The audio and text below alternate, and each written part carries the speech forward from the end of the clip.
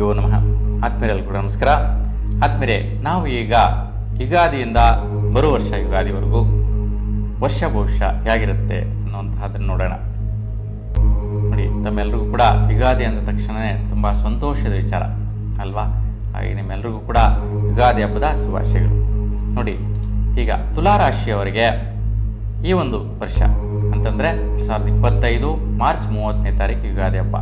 ಹಾಗೆ ಈ ಹಬ್ಬ ಆಚರಣೆ ಮಾಡಿದಾಗಿಂದ ಒಂದು ಹಿಂದೂಗಳಿಗೆ ಹೊಸ ವರ್ಷ ಪ್ರಾರಂಭ.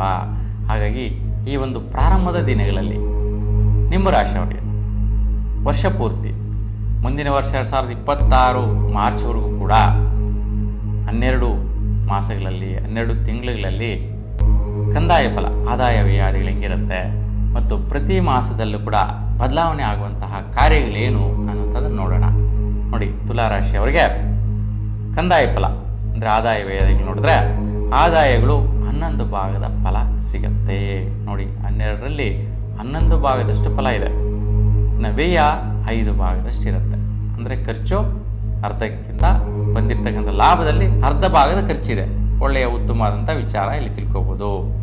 ಆರೋಗ್ಯ ಶೂನ್ಯ ಪ್ರಮಾಣ, ಅನಾರೋಗ್ಯ 4 ಭಾಗ, ರಾಜಪೂಜ್ಯ 4 ಭಾಗ, ರಾಜಕೋಪ 2 ವಿಷಯಗಳಲ್ಲಿ ಬರುವಂತಹದ್ದು, ಸುಖ ಪ್ರಾಪ್ತಿ 6 ವಿಷಯಗಳಲ್ಲಿ ಪಡೆಯುವಂತಹದ್ದಿರುತ್ತೆ, ದುಃಖ ಪ್ರಾಪ್ತಿ 3 ವಿಷಯಗಳಲ್ಲಿ ನೋಡುವಂತಹದ್ದಿರುತ್ತೆ. ಈಗ ತುಲಾರಾಶಿಯವರಿಗೆ ಪ್ರತಿ ಮಾಸದಲ್ಲಿ ಹೇಗಿರುತ್ತೆ ಅಂತ ನೋಡೋಣ. ನೋಡಿ, ಏಪ್ರಿಲ್ 13ರವರೆಗೂ ತುಲಾರಾಶಿಯವರಿಗೆ ವಿಶೇಷವಾಗಿ ಸ್ನೇಹಿತರಿಂದ ಬಹಳಷ್ಟು ಕೆಲಸ ಕಾರ್ಯಗಳಲ್ಲಿ ಆಕ್ಟಿವಿಟೀಸಲ್ಲಿ ಅವ್ರ ಜೊತೆ ಸಮಾಲೋಚನೆ ಮಾಡುವಂತಹದ್ದು, ಅವ್ರ ಜೊತೆಗೆ ಕೂಡಿ ಯಾವುದ್ಯಾವುದೋ ಕೆಲಸ ಕಾರ್ಯಗಳು ಕ್ರಿಯೆಗಳಿಗೆ ಕೈ ಹಾಕುವಂತಹದ್ದು, ಅವೊಂದು ಕೂಡ ಸಫಲತೆ ಸಿಗುವುದಿಲ್ಲ. ಅಸಫಲತೆಯ ಕೆಲಸ ಕಾರ್ಯಗಳನ್ನು ಚಟುವಟಿಕೆಗಳನ್ನು ಮುಂದುವರಿಸುವಂತಹ ಕ್ರಿಯೆಗಳು ನಿಮ್ಮ ಸಹಚರರು ಮಿತ್ರರ ಜೊತೆ ನಡೆಯುತ್ತೆ. ಇದು ಅಷ್ಟೊಂದು ಹೆಚ್ಚಿನ ಫಲ ಕೊಡೋದಿಲ್ಲ. ಏಪ್ರಿಲ್ 13ರ ನಂತರ ವಿಶೇಷವಾಗಿ ವಿವಾಹ ಆಗದಿರತಕ್ಕಂಥವ್ರಿಗೆ ವಿವಾಹ ಸಂಬಂಧಗಳ ಭಾಗ್ಯ ಲಭಿಸುತ್ತೆ. ಒಳ್ಳೊಳ್ಳೆ ಸಂಬಂಧಗಳು, ಒಳ್ಳೊಳ್ಳೆ ಬಾಂಧವ್ಯ, ವಿವಾಹ ಆಗುವಂಥ ಕಡೆ ಒಳ್ಳೆ ಮನೆ, ಭೂಮಿ, ಆಸ್ತಿ ಇವೆಲ್ಲ ಕೂಡ ಸಿಗುವಂತಹ ಸಂಬಂಧಗಳು ಈ ಒಂದು ತುಲಾರಾಶಿ ಅವರಿಗೆ ನಿರ್ಣಯ ಆಗಿಬಿಡುತ್ತೆ. ಏಪ್ರಿಲ್ 13ರ ನಂತರ ದಂಪತಿಗಳಿಗೂ ಕೂಡ ಒಳ್ಳೆ ರೀತಿ ಭಾಗ್ಯದ ದಿನಗಳಾಗಿರುತ್ತೆ. ಮೇ 14ರ ನಂತರ ಸ್ವಲ್ಪ ಆರೋಗ್ಯದ ಕಡೆ ಗಮನ ಹರಿಸಿ. ENT ಸಮಸ್ಯೆಗಳು ಬರುವಂತಹದ್ದು ಅಂದರೆ ಕಣ್ಣು, ಕಿವಿ, ಮೂಗು, ಗಂಟಲು ಇವೆಲ್ಲ ವಿಚಾರಗಳಲ್ಲಿ ಸ್ವಲ್ಪ ಸಮಸ್ಯೆ ಬರುವಂತಹದ್ದು. ಮತ್ತು ಜಲಕಂಟಕಗಳು ಬರುವ ಸಾಧ್ಯತೆ ಅಂದರೆ ಕೈ ಜಾರಿ, ಕಾಲು ಜಾರಿ ಬಿದ್ದೋಗುವಂತಹದ್ದು ನೀರಿನಲ್ಲಾಗಲಿ ಅಥವಾ ಒಂದು ಕೃಷಿ ಹೊಂಡಗಳಲ್ಲಾಗಿರ್ಬೋದು, ನೀರಿನ ಕೊಳಗಳಲ್ಲಾಗಿರ್ಬೋದು, ಜಲಪಾತಗಳ ಹತ್ರ ಆಗಿರ್ಬೋದು, ತುಂಬ ಆರೋಗ್ಯಕ್ಕೆ ಸಂಬಂಧಿಸಿದಂತೆ ಅವಘಡಗಳು ಉಂಟಾಗುವಂಥ ಸಾಧ್ಯತೆ ಇರುತ್ತೆ.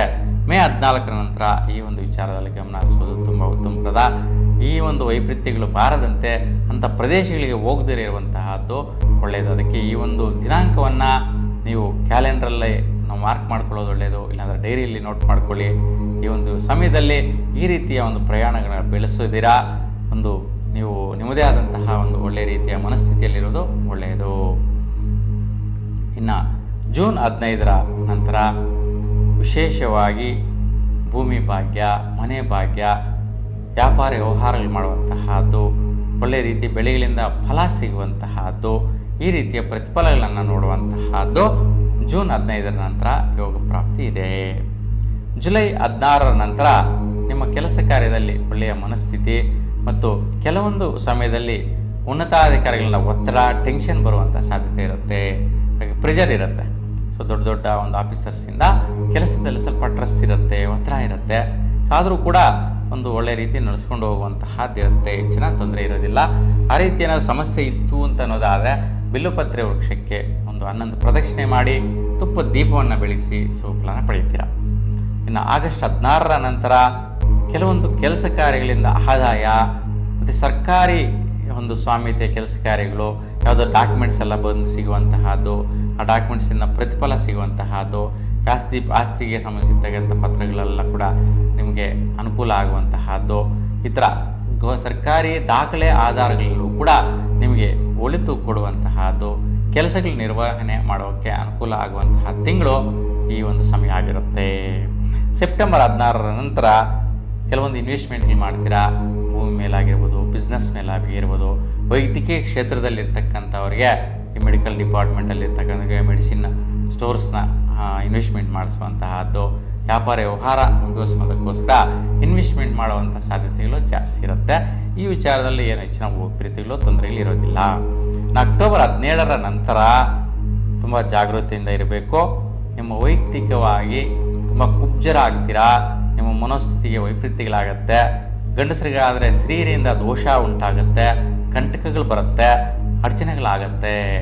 ಇನ್ನು ಈ ಒಂದು ತುಲಾರಾಶಿಯಲ್ಲಿರ್ತಕ್ಕಂಥ ಸ್ತ್ರೀಯರಿಗೆ ಕೆಲವೊಂದು ವಿಚಾರದಲ್ಲಿ ಸುಖ ಸೌಖ್ಯ ಉಂಟಾಗದಿರಾ ದ್ವಂದ್ವ ಮನಸ್ಥಿತಿ, ಯಾರ್ಯಾರಿಂದಲೂ ನೀವು ಕೆಟ್ಟ ರೀತಿಯಲ್ಲಿ ನೀವು ಒಂದು ಬಯಸ್ಕೊಳ್ಳೋದಾಗಿರ್ಬೋದು, ಸೊ ನಿಮ್ಮ ಮೇಲೆ ಆಪಾದನೆಗಳು ಬರೋದಾಗಿರ್ಬೋದು, ಮತ್ತು ಆರೋಗ್ಯ ವಿಚಾರದಲ್ಲೂ ಕೂಡ ಸ್ವಲ್ಪ ಒತ್ತಡಗಳು ಬರುವಂತಹದ್ದು, ಮತ್ತು ಬಂದಿರತಕ್ಕಂಥ ಆದಾಯಗಳೆಲ್ಲವೂ ಕೂಡ ಕಳ್ಕೊಳ್ಳುವಂತಹ ಸ್ಥಿತಿ, ನಿಮಗೆ ಗೊತ್ತಿಲ್ಲದೆಯೇ ನಿಮ್ಮ ಕೈಜಾರಿ ಹೋಗುವಂತಹ ಸ್ಥಿತಿಗಳು ನಿಮ್ಮ ಆದಾಯಗಳೆಲ್ಲವೂ ಕೂಡ ಈ ಸಮಯದಲ್ಲಿ ಇರುತ್ತೆ. ತುಂಬ ಜಾಗೃತಿಯಿಂದ ಇರೋದು ಉತ್ತಮಪ್ರದ.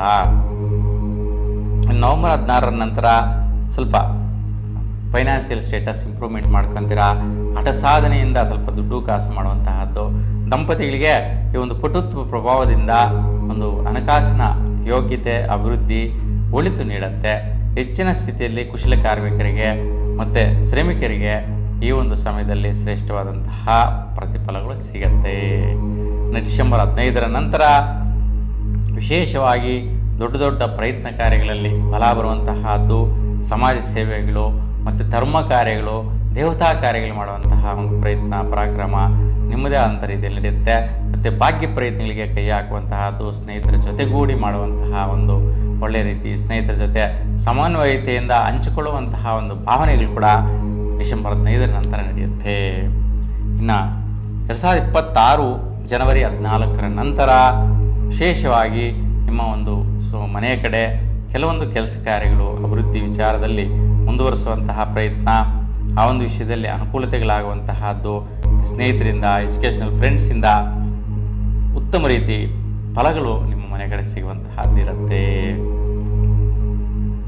ಇನ್ನು ವಿದ್ಯಾಭ್ಯಾಸದಲ್ಲಿರ್ತಕ್ಕಂಥ ವಿದ್ಯಾರ್ಥಿ ಮಿತ್ರರಿಗೆ ಒಂದು ಸ್ನೇಹಿತರ ಒಂದು ಸಹಕಾರ ಸಪೋರ್ಟ್ ಸಿಗುವಂತಹದ್ದು, ಅವರಿಂದ ನಿಮ್ಮ ಮುಂದಿನ ವ್ಯಾಸಂಗಗಳಿಗೆ ಒಳ್ಳೆಯ ರೀತಿಯ ಒಂದು ಅನುಕೂಲತೆಗಳು ಲಭಿಸುತ್ತೆ. 2026 ಮಾರ್ಚ್ 14ರ ನಂತರ ವಿಶೇಷವಾಗಿ ನಿಮ್ಮ ಒಂದು ಸುಖ ಸಂತೋಷ ಸಂತೃಪ್ತಿಯನ್ನು ಪಡೆಯುವಂತಹ ದಿನಗಳಾಗಿರುತ್ತೆ.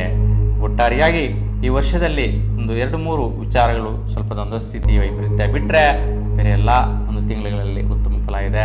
ಎಲ್ರಿಗೂ ಕೂಡ ನಿಮ್ಮ ಇಷ್ಟದೇವರ ಅನುಗ್ರಹ ಸದಾಕಾಲ ಸಿಕ್ಕಲಿ, ಒಳ್ಳೆಯದಾಗಲಿ ಅಂತ ಭಗವಂತನಲ್ಲಿ ಪ್ರಾರ್ಥಿಸ್ತಾ ಎಲ್ಲರಿಗೂ ಕೂಡ ಶುಭವಾಗಲಿ. ನಮಸ್ಕಾರ.